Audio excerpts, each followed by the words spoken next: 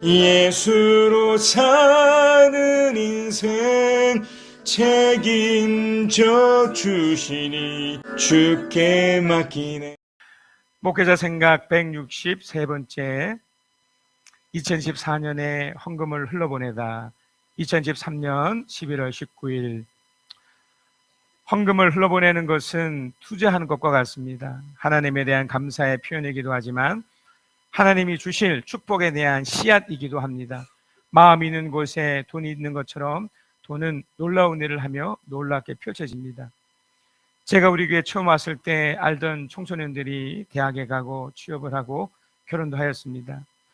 이번 주 현택이가 우리 교회 유일로 남은 청소년인데 수능시험을 치렀습니다. 작년 수능시험까지 코로나 사태 여파로 마스크도 써야 하고 방역 때문에 힘들었습니다.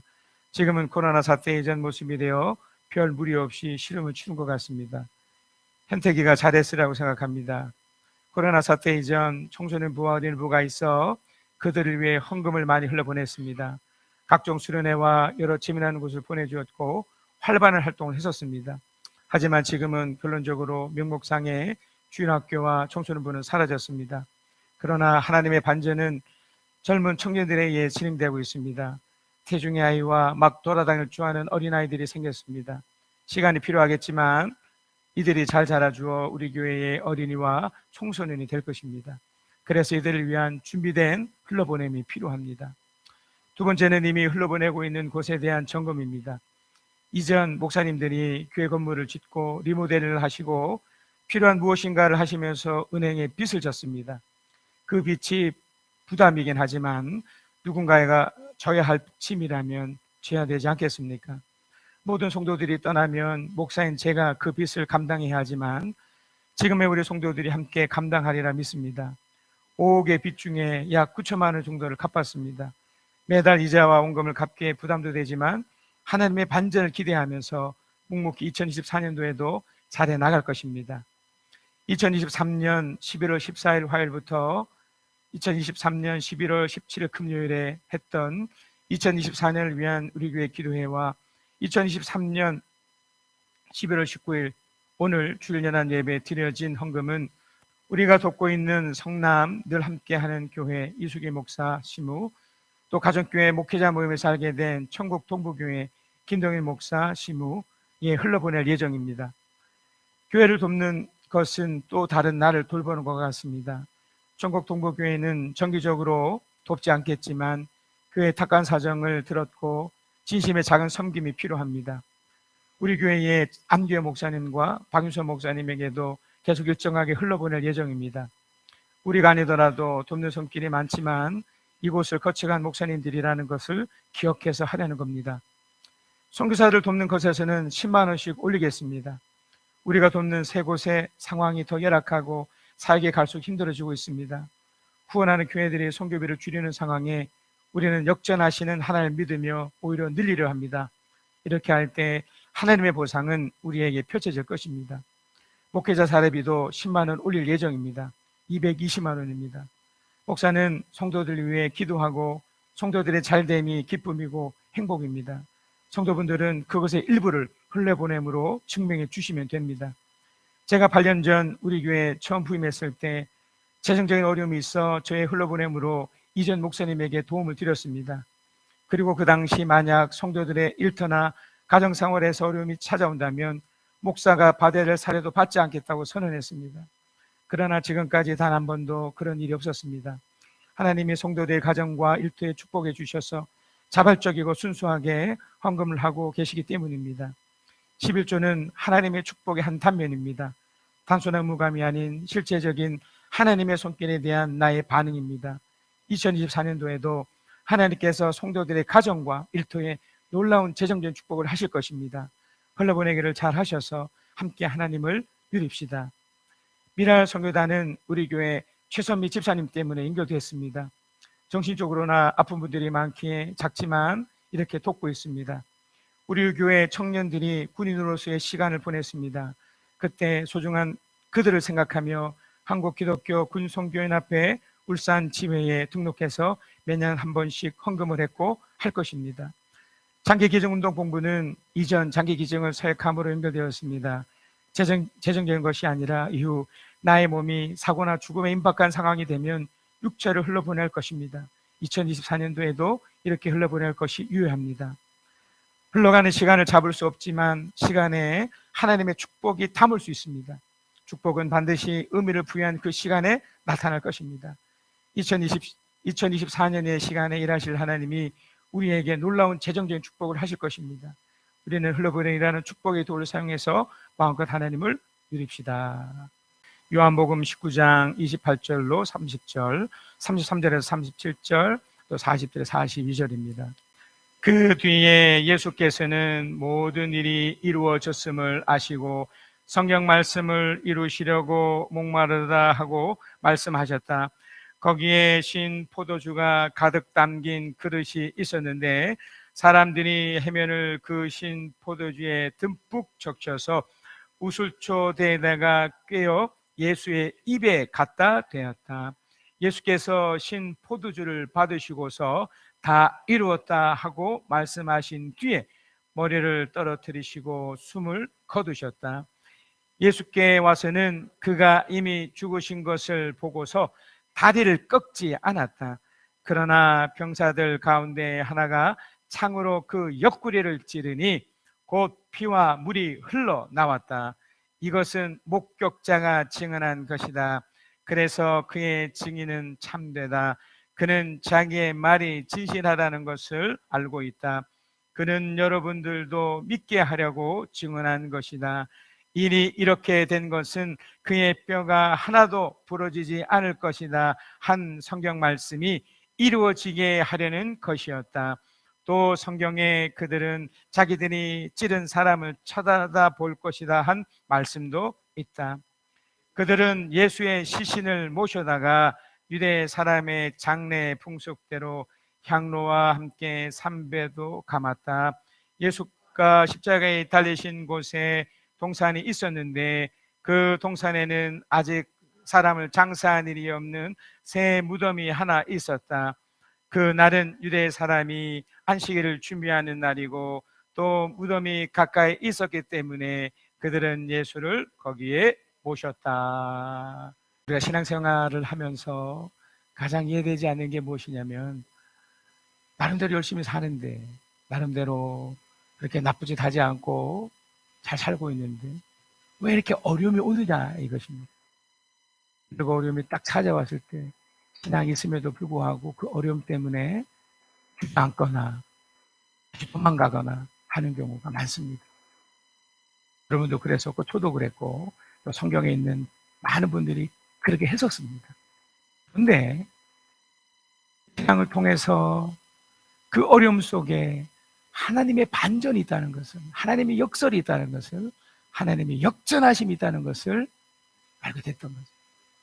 오늘 본문의 이야기도 어떻게 보면 참 가슴 아픈 이야기입니다. 우리들도 느끼기에 예수가 죽었으니까요. 그런데 거기 안에 담겨있는, 어쩌면 우리는 이미 그 답을 알고 있어서 너무 뻔할 수 있지만 거기에 담겨있는 그 역설과 역전과 또 반전을 또 보셨으면 좋겠습니다. 그래서 우리 삶 속에서 이제 이후에 우리가 성찬식도 할 텐데 이 예수님의 죽으심을 기억하고 기념하면서 여기 담겨있는 그 놀라운 반전을 우리가 하나의 이렇게 모델 삼아 우리 삶도 그렇게 역전되리라는 것을 믿고 나가시면 됩니다. 자, 오늘 본문 요한복음 19장 28절입니다. 그 뒤에 예수께서는 모든 일이 이루어졌음을 아시고 성경 말씀을 이루시려고 목마르다 말씀하셨다. 이 장면은 이제 예수님이 마지막 장면 중에 이제 진짜 마지막 장면이에요. 전격적으로 예수님이 하루 전날 잡히셔서 말도 안 되는 어떤 법정 그 상황 속에서 전격적으로 선고를 받으시고 불과 6시간 만에, 그러니까 보통 오전 9시쯤에 이제 십자가에 관련된 신문을 받으시고 그때부터 고초를 당하시고 그때 그리고 정오, 그러니까 지금으로 시간 한 12시부터 오후 3시까지 십자가에 이제 매달린 상태에서 계시다면 오후 3시에 운명하신 거죠. 오후 3시에 이제 죽으셨습니다. 그 바로 전이 있었던 표현이에요. 주님이 이제 거의 마지막 그때 목이 말랐나 봅니다. 목마르다라고 이렇게 했는데, 자, 요한복음 19장 29절입니다. 거기에 신 포도주가 가득 담긴 그릇이 있는데 사람들이 해면을 그 신 포도주에 듬뿍 적셔서 우슬초 대에다가 꿰어 예수의 입에 갖다 대었다. 여러분, 이렇게 단편적으로 보면 목마르니까 무언가 주었는가 보다 이렇게 생각할 수 있죠. 여기서 신 포도주라는 게 뭐냐면 절대로 먹을 수 없는 포도주예요. 이건 독과 같은 거예요. 목이 마른데 이걸 준 거예요. 여러분, 이걸 어떻게 생각하십니까? 이 과정 속에 그 예수님의 반전이 여기 담겨 있습니다. 사람이 가지고 있는 그 잔인한 마음 속에 이제 이런 것이 있는데, 예수님이 지금 이 죽는 그 과정에서 어떻게 보면 도저히 있을 수 없는 너무나 억울한 상황이 된 거지 않습니까? 이 법정에서도 이거 있을 수 없는 일인 거죠. 그리고 이 예수님의 제목이 뭐냐면 유대인의 왕이라고 말했다는 거예요. 이게 이유예요. 여러분, 어떻게 생각하십니까? 여기서 또 기가 막힌 것은 이것을 죽이려고 했던 그 제사장, 그 지도자 그룹 외에 그 곁에서 더 부추겼던 사람들이 있습니다. 이 군인들이에요. 이 군인들이 로마 경비병도 있었고 또 실제로 그 제사장들을 돕는 또 경비병도 있었지만, 이들이 이때만큼은 하나가 돼서 어떻게 보면 너무나 안타깝고 너무나 불쌍하고 너무나 가엾은 이 사람을 향해 더 나쁘게, 더 심하게 하고 있는 것이죠. 목마른데 그 물 한 잔 줘도 뭐 되지 않겠습니까? 그런데 도저히 먹어서도 안 돼, 또 줘서도 안 돼, 그런 식초를 준 겁니다. 이게 어떤 의미가 있을까요? 자, 시편 69편 19절에서 21절입니다. 좀 전에 말씀드렸던 그 표현을 다윗이 미리 내다보고 썼던 예수님에 관련된 표현이에요. 주님은 누구겠습니까? 다윗에게 있어서는 주님이겠지만 예수님의 입장에서는 성부겠죠. 주님은 내가 받는 모욕을 잘 알고 계십니다. 내가 받는 수치와 조롱도 잘 알고 계십니다. 나를 괴롭히는 대적자들이 누구인지도 주님은 다 알고 계십니다. 수치심에 갈기갈기 찢겨진 내 마음은 아물 줄 모릅니다. 동정받기를 원했으나 아무도 없었고 위로받기를 원했으나 아무도 찾지 못했습니다. 21절이에요. 배가 고파서 먹을 것을 달라고 하면 그들은 나에게 독을 타서 주고, 바로 이 부분입니다.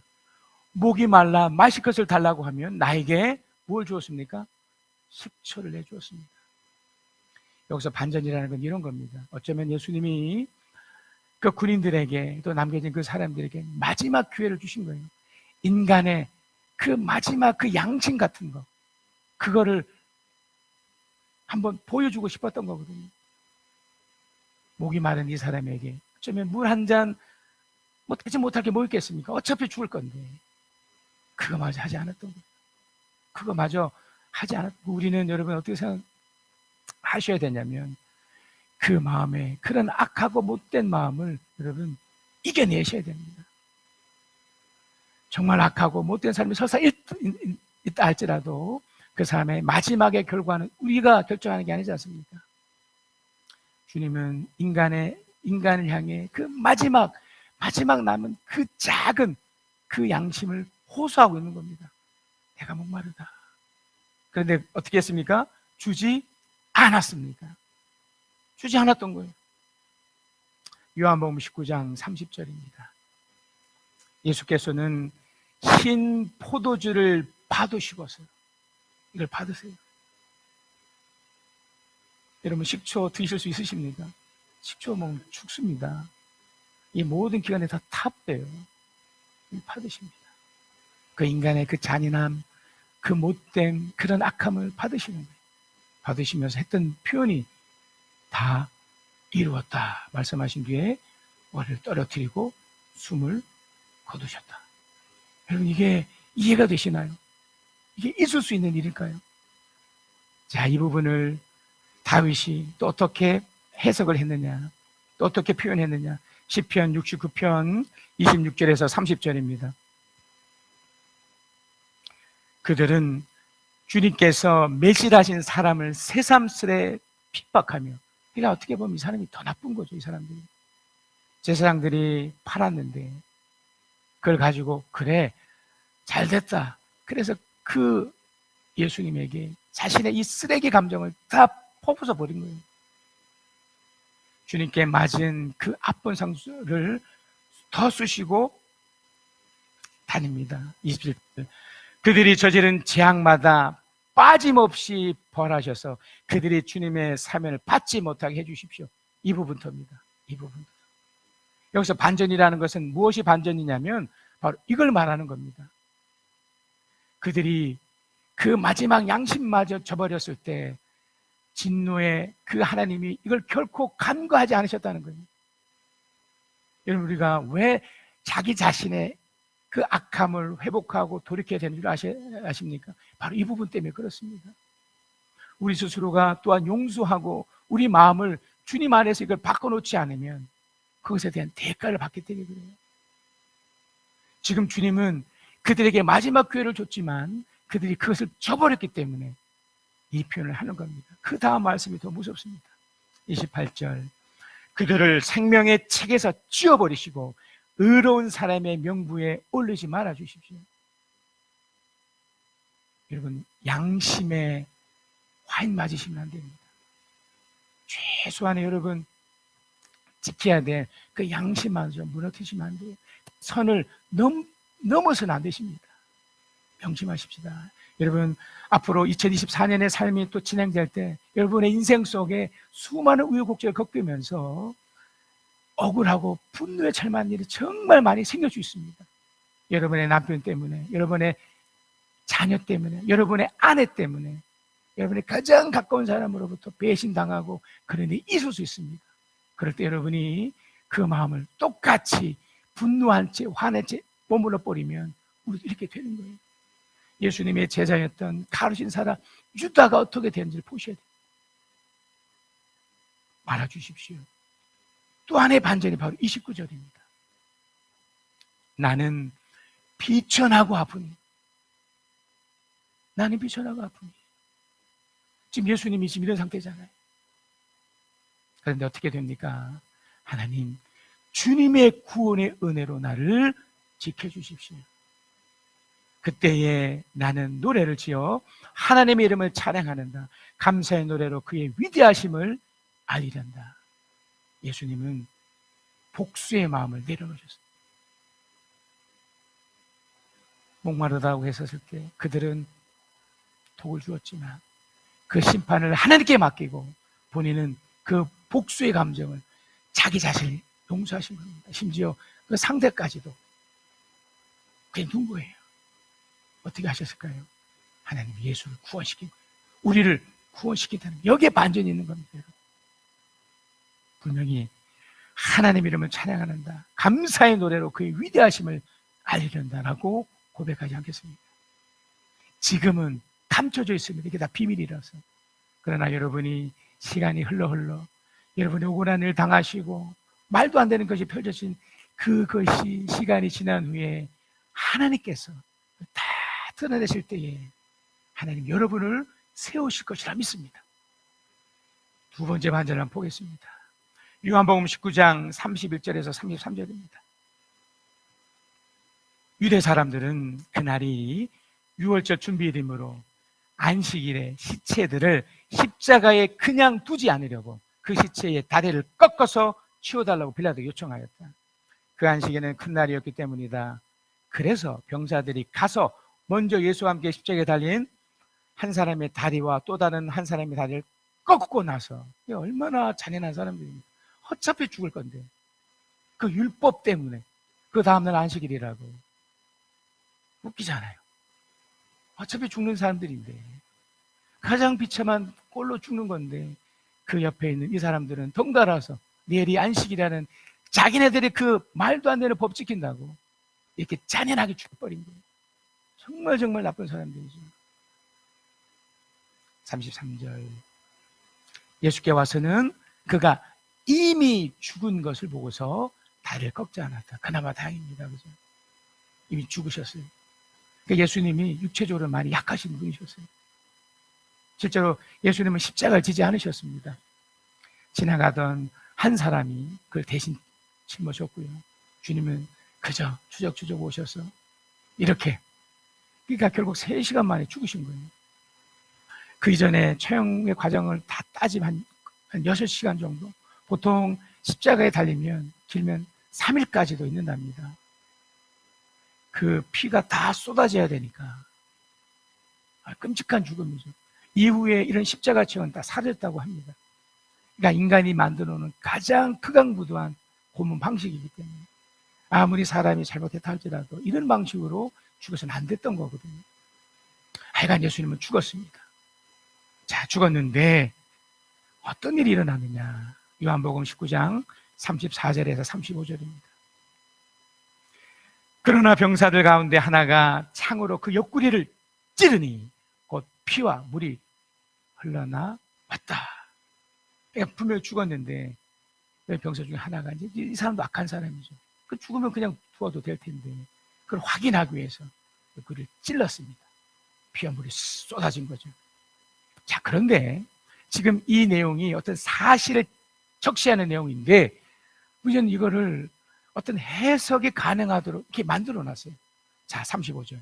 이것은 목격자가 증언한 것이다. 이 목격자는 요한복음에 이제 요한도 목격자였고 거기에 정말 많은 사람들이 그걸 목격한 거예요. 그걸 직접 보고 자신들의 눈을 보고 이제 기록을 남긴 거지 않습니까? 지금으로 치면 뭐 동영상을 찍었던지 아니면 사진을 찍었겠죠. 그 사람들의 이 머릿속에 확 박힌 겁니다. 그걸 우리들에게 이제 전달하기 위해서. 이게 너무나 중요한 사실이니까. 이것은 목격자가 증언한 것이다. 그래서 그의 증언은 참되다. 이게 사실이라는 겁니다. 그는 자기의 말이 진실하다는 것을 알고 있다.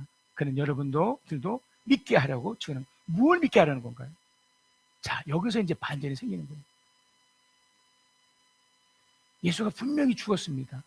근데 지금 어떤 반전이 숨겨져 있는 여기 이유가 있다는 거예요.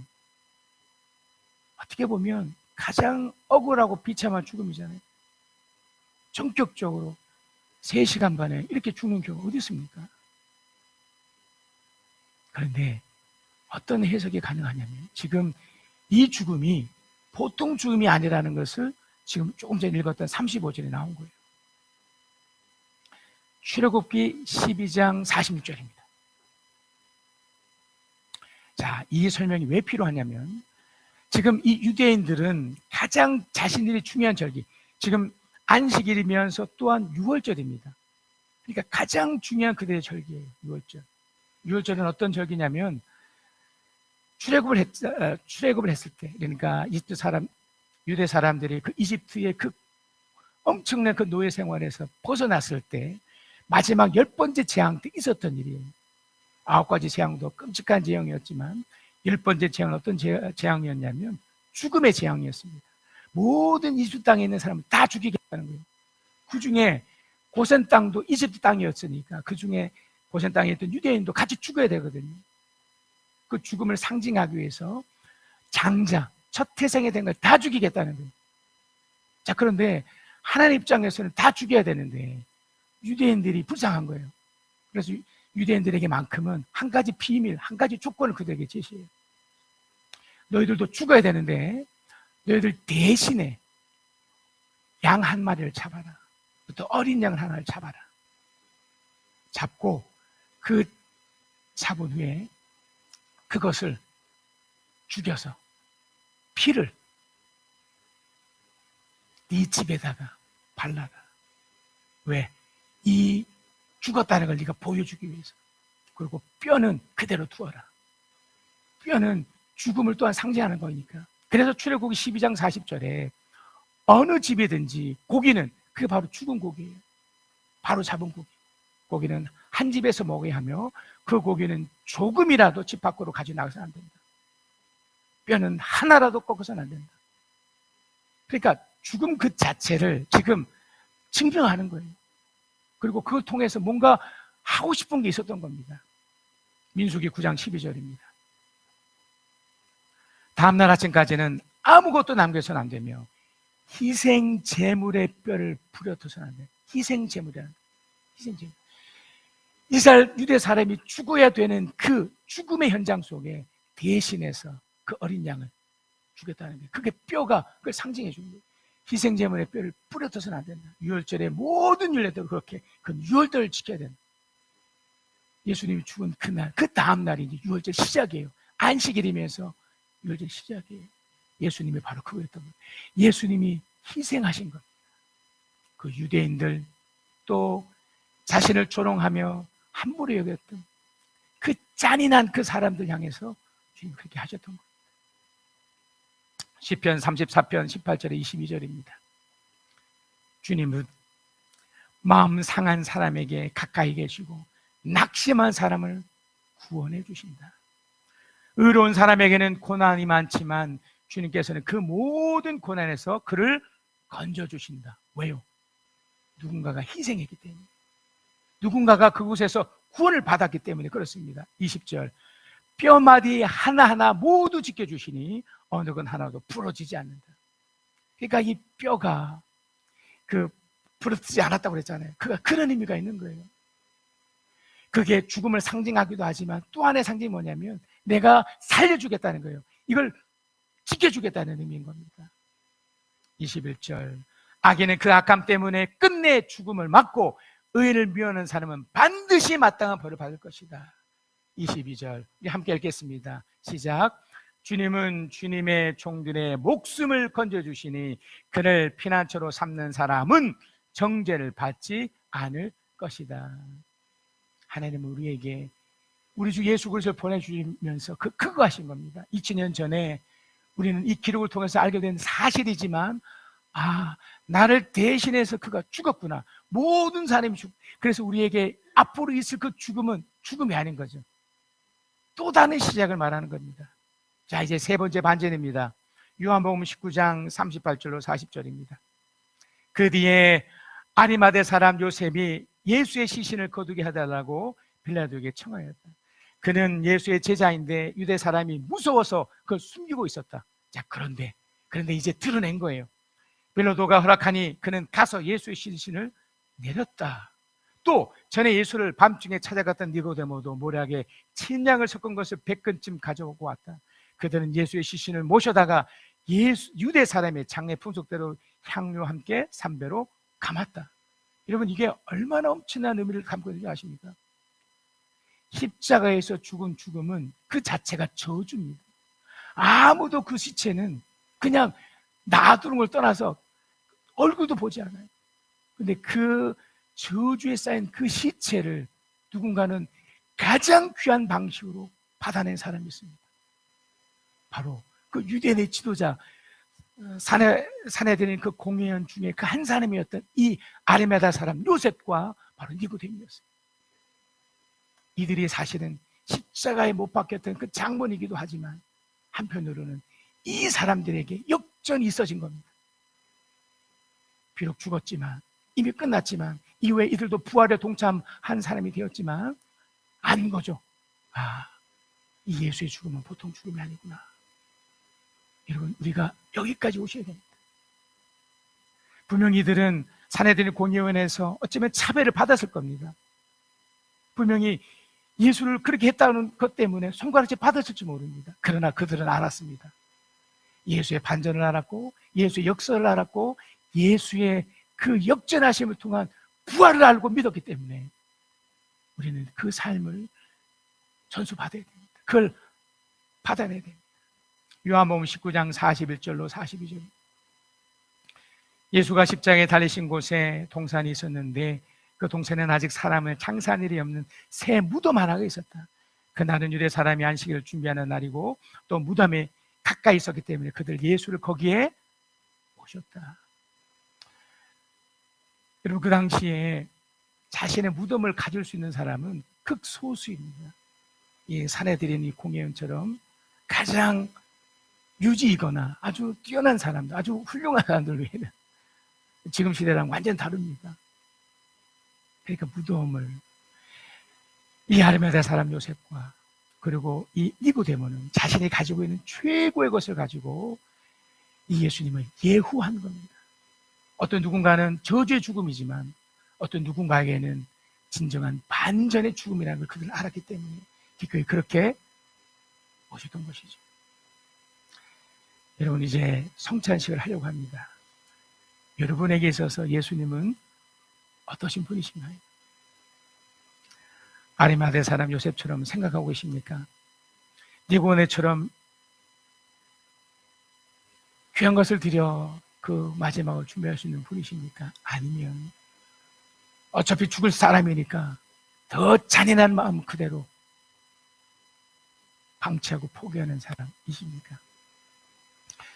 이 성찬에 참여하시면서 하나님의 놀라움을 또 경험하시고 눈에 보이는 그 떡과 눈에 보이는 그 잔 속에 이치는 전이지만 그분이 우리에게 하셨던 그 희생, 그 엄청난 것을 잘 묵상하신 후에 여러분의 삶 속에서 어떻게 드러나는지 보시길 주의 이름으로 축복합니다.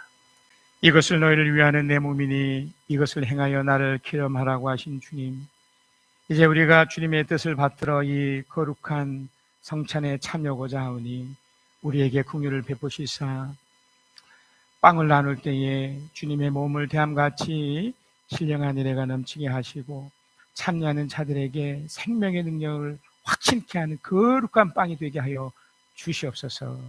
예수님의 이름으로 기도합니다. 우리 주 예수 그리스도께서 이 빵을 축복하시며